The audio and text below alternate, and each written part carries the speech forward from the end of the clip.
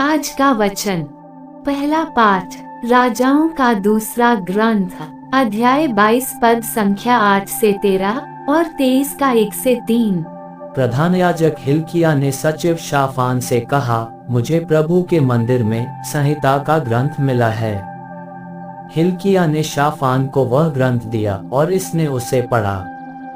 इसके बाद सचिव शाफान ने राजा के पास जाकर कहा, आपके सेवकों ने प्रभु के मंदिर की चांदी गलाकर उसे उन कारीगरों को दिया जो प्रभु के मंदिर में हो रहे काम का निरीक्षण करते हैं। सचिव शाफान ने राजा से ये भी कहा कि याजक हिल्किय्याह ने मुझे एक ग्रंथ दिया है।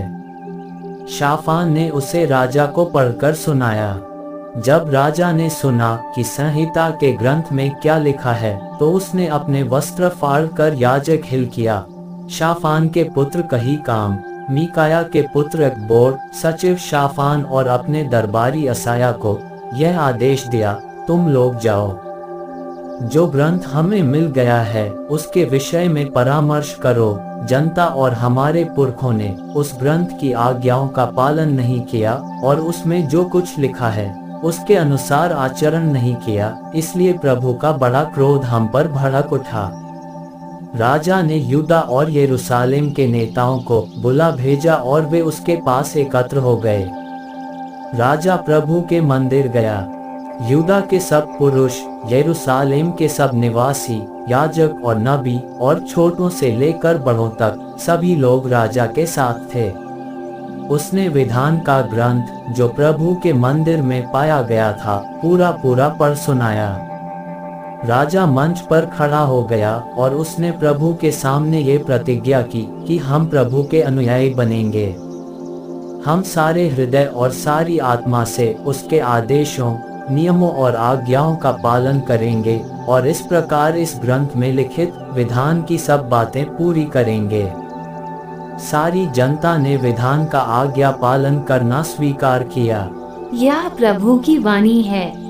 सुसमाचार संत मत्ती अध्याय 7 पद संख्या 15 से 20। झूठे नबियों से सावधान रहो। वे भीड़ों के वेश में तुम्हारे पास आते हैं, किंतु वे भीतर से खूंखार भेड़िए हैं। उनके फलों से तुम उन्हें पहचान जाओगे।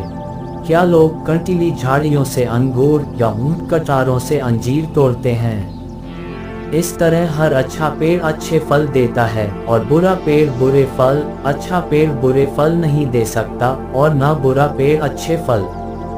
जो पेड़ अच्छा फल नहीं देता उसे काटा और आग में झोंक दिया जाता है। इसलिए उनके फलों से तुम उन्हें पहचान जाओगे। यह प्रभु का पवित्र सुसमाचार है। आमीन। आज का चिंतन, पेड़ और फल की छवि हमें ये याद दिलाता है कि हमारे आचरण व्यक्तित्व से विकसित होते हैं और यीशु की शिक्षा के अनुसार ये व्यक्तित्व हमारे व्यक्तिगत प्रयासों से नहीं, बल्कि यीशु ख्रीस्त और पवित्र आत्मा के साथ जीवन व्यतीत करने से प्राप्त होता है।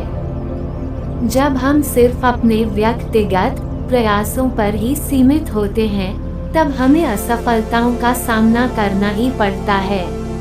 पर विश्वासी के रूप में यदि हम अपने आप को बदलते हैं, हम ईश्वर के व्यक्तित्व के अनुरूप आचरण करते हैं, अर्थात पेड़ की भांति हम फल उत्पन्न करते हैं। ठीक इसी बात का वर्णन पहले पाठ में किया गया है, जहां होशिया न केवल राजनीतिक नेता है, बल्कि वह अपने लोगों के आध्यात्मिक जीवन की भी चिंता करता है और वह एक सामंजस्य भरे समाज की कल्पना में ये संधि करता है कि वे सभी ईश्वर के वचनों के अनुसार अपना जीवन यापन करेंगे। आज ठीक उसी प्रकार के निर्णयों की आवश्यकता है, जहां हम अपने जीवन को ईश्वर के शब्दों पर स्थापित करते हैं। आमीन।